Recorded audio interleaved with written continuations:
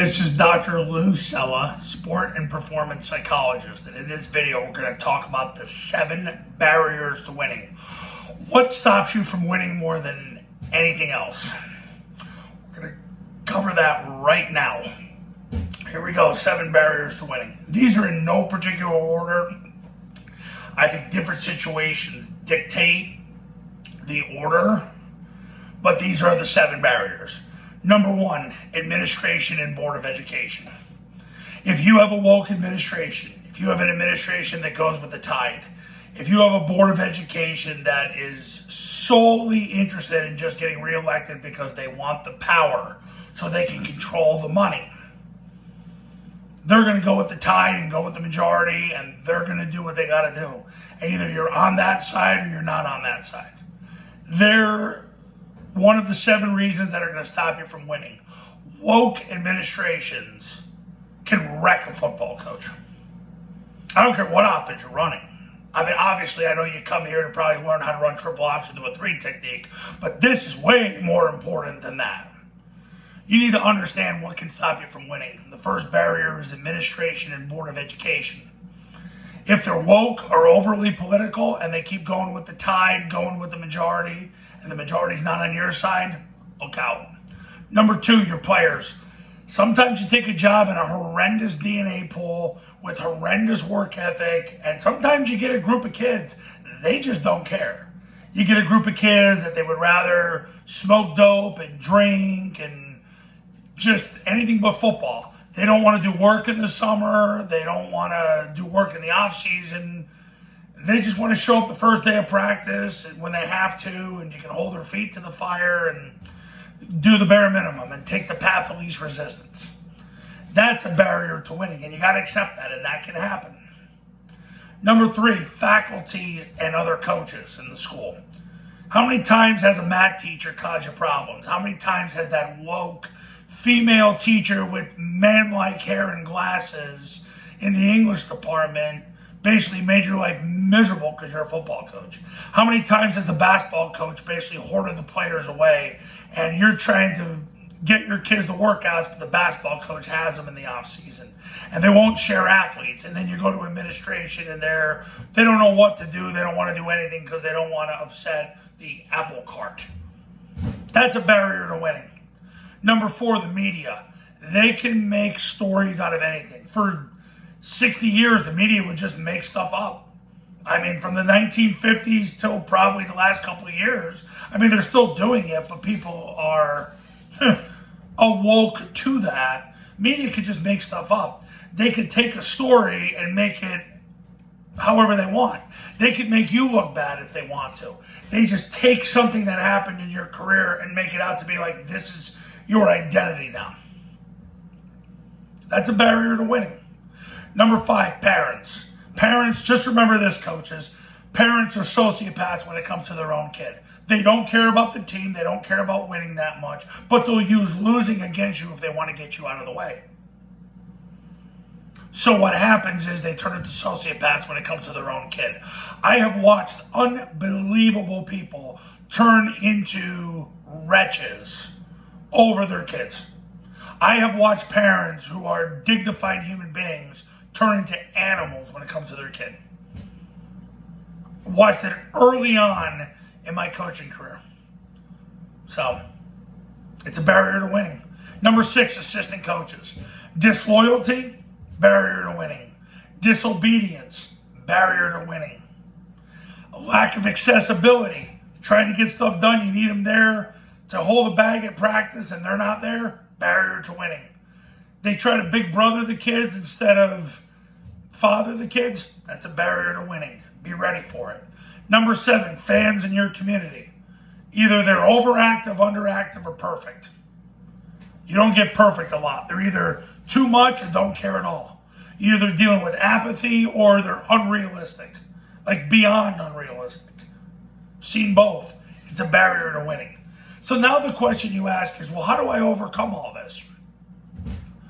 You've got to become the best possible prize you can be. You've got to, first of all, and I say this to all my clients because I learned this from a venture capitalist that has made over $10 billion. He taught me this years ago. Number one, you got to be brief. You got to shorten work time in everything you do because that's what creates urgency, which leads to people being accurate, which leads to people being mindful. Number two, you better be excellent. Being excellent is making sure that your process is exact and you just go. And then you got to be gone. You got to withdraw. It's a sick world right now, and you've got to accept that. Be brief, be excellent, be gone. The guy who was the winningest head coach in the history of Pennsylvania, George Curry, God rest his soul, I miss him every day, died 8 years ago. He told me this. He said, Lou, he goes, you win and you withdraw. You win and you withdraw. It's a very lonely world at the top. And coaching is a very lonely profession because you got haters everywhere. You got woke administrators. You got political board members. You got players that want to do it their way. You've got faculty members who hate you because you're winning and they hate football and they hate masculinity. You've got basketball coaches, baseball coaches that are jealous because you're the top G at the school. Let's be honest. Most places, look, football is unlike any other sport. Okay? How many people watch the Super Bowl? How many people watch the World Series? How many people watch the NBA Finals? I mean, come on. Football, you're top G. Media. I mean, you're dealing most of the time with the laziest people around. They're lazy, and the problem is the lazy and ambitious are the most dangerous. Parents, look, you stay away from them. A lot of administrators, school people want you to get near them. That's the worst thing you can do. You got to become unapproachable. I don't care what any of the libs tell you. Be unapproachable. Assistant coaches, look, you better expect to do 80 to 95% of the work. I saw something on X yesterday where a coach was asking for advice, and I had a guy who I know who's an assistant coach talking about, what to do as a head coach. It's about delegating to assistant coaches. That's trash. Take the freaking bull by the horns. You're going to have to do it yourself. I tell all my clients this about assistant coaches. If you're an assistant coach and you want to get pissed off at me, good, don't care. I have worked with high school football coaches in 46 states. I'm going to tell you right now, if you get one coach that actually helps you, you're in the top 25%. That doesn't happen. If you get two, don't leave the job you're at because it won't happen twice. Doesn't happen. I have watched school after school after school. The head coach is on his own, and you better accept that role. You better know how to coach all 11 positions at once, and you're the man. They're here to help you. That's how it works. Fans of the community, they're either unrealistic or they don't care. Doesn't matter. How do you deal with that? I will say this.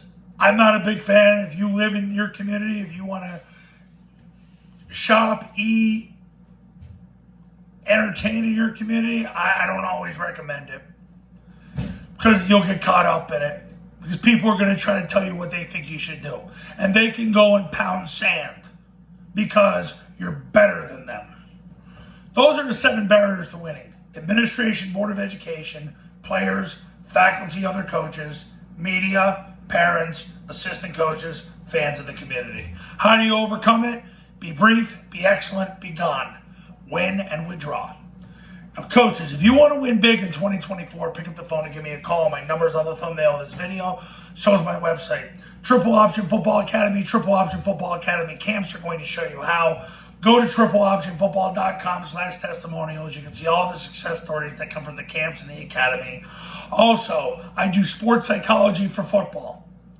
Same format as a Triple Option Football Academy. I have an online classroom, 40 chapters of the most 40 biggest issues as a high school head football coach today. I do a webinar with you and whatever staff members go through the 40 chapters, and I'm on call for all my clients 366 days a year. It's $9.97. You get it for 2 years.